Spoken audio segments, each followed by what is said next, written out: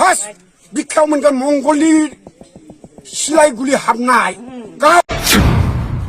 जों थै होगोन जिउ गारगोन गुलि गावजागोन थेवबो जों हाखौ हगारा खुन्थिया गायगोन जोङो जेरैबाबो गायलांगोन जोङो बेखौ खावलायबाय थादों जोंखौ थनहरदों गोजौ लेभेलनिफ्राय सोर थनहरदों हरमोन सोर थनहरदों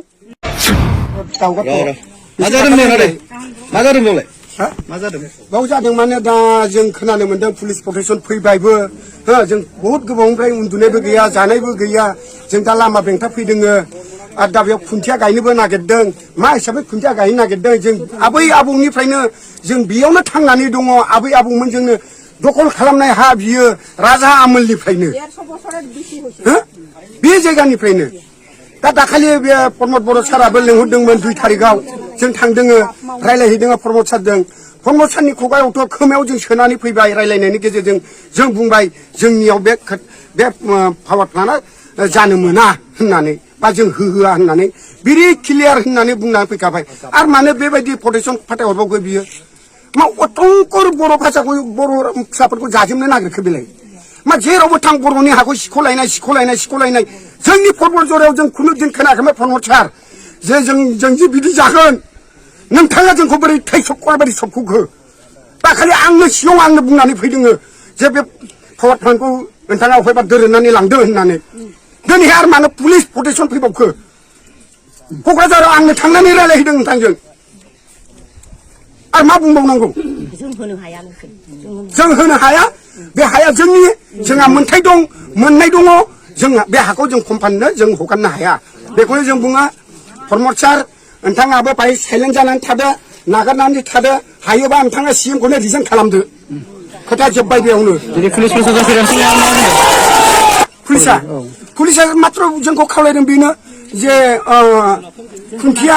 गायगोन जोङो जेरैबाबो गायलांगोन जोङो बेखौ खावलायबाय थादों जोंखौ थनहरदों गोजौ लेभेलनिफ्राय सोर थनहरदों प्रमद सार थनहरदों बिसोर आसाम चिफ मिनिस्टारालाय बेयावनो बोरै हा दं होनना मिथिनो प्रमदासो मिथिगोन प्रमदनि सेला फेलायासो खोन्थाहरदों जों थै होगोन जिउ गारगोन गुलि गावजागोन थेवबो जों हाखौ हगारा फार्स्ट बिखायाव मोनगोन मंगलनि सिलाय गुलि हाबनाय गाव এইটো এনে সিদিনা আমাৰ অঞ্জলি বাইদেউ কৈ গৈছে এইটো আমাৰ বড়োৰ ভিতৰত চবতকে এই প্ৰতিনিধিত্ব আমেৰিকাত আমাৰ বড়ো জাতিৰ কাৰণে প্ৰতিনিধিত্ব কৰা মানুহ বহুত জনা মানুহ এইটো কৈ গৈছে এইটো ষ্টাডি কৰিছে গোটেই ইণ্ডিয়াত 9টা কোম্পানী আছে এনেকুৱা পাৱাৰ প্লান্ট তাত হেনো আমাৰ এইটো লৈ কিনি 10টা আৰু কিন্তু ক'বলগীয়া কথা এইটোৱে 9টা প্লানত মাত্ৰ কি কয় 3,315টা চাকৰি পাইছে হেনো কিন্তু আমি ইয়াত কেনেকৈ চাকৰি পাম ইমানটা অকল এটা এইটোতো প্ৰমোদ বড়ো ছাৰে কৈছে ইমানটা 18,000 এনেকৈ চাকৰি পাব এইটোতো মিছা কৈছে প্ৰমোদ বড়ো ছাৰে মানে এইবোৰ ভেকু বনা নেকি আমিতো ভবা মতে এইটো ভেকু বনা এতিয়া কি বিচাৰে আপোনালোকে আমিতো মাটি নিদিও ফাগলিজৰা পাৰ্ট 1 পাৰ্ট 2 এই অঞ্চলৰ আমাৰ জমিটো আদানী কোম্পানীয়ে মানে থাৰ্মেল প্ৰজেক্ট বনাবৰ বিচাৰিছে এই কাৰণে আমাৰ এই খালপানী ফাগলিজৰা পাৰ্ট 2 পাৰ্ট 1 এই দুকিচুকি আৰু মাওমাৰী এইবিলাক গাঁও মানে ৰাইজে আজি এই ধৰ্ণা কাৰ্যসূচী লৈছে আমি মাটি নিদিম যেহেতু ইমান দিনে আপোনালোকে আন্দোলন কৰি আহিছে পাগলিজৰাত বিভিন্ন মিটিং হৈছে বিভিন্ন দল সংগঠনে আপোনাৰ তাতে প্ৰতিবাদ সাব্যস্ত কৰিছে কিন্তু আজিলৈকে এই ক্ষেত্ৰত কোনো বিটিআৰ চৰকাৰ হওক বা অসম চৰকাৰ হওক কোনো ধৰণৰ কিন্তু গুৰুত্ব আৰোপ কৰা নাই কি অহা নাই আচলতে এইটোৱে দুখ লোক অহা নাই এতিয়াও আমাৰ বিটিআৰ চৰকাৰ এতিয়াও অহা নাই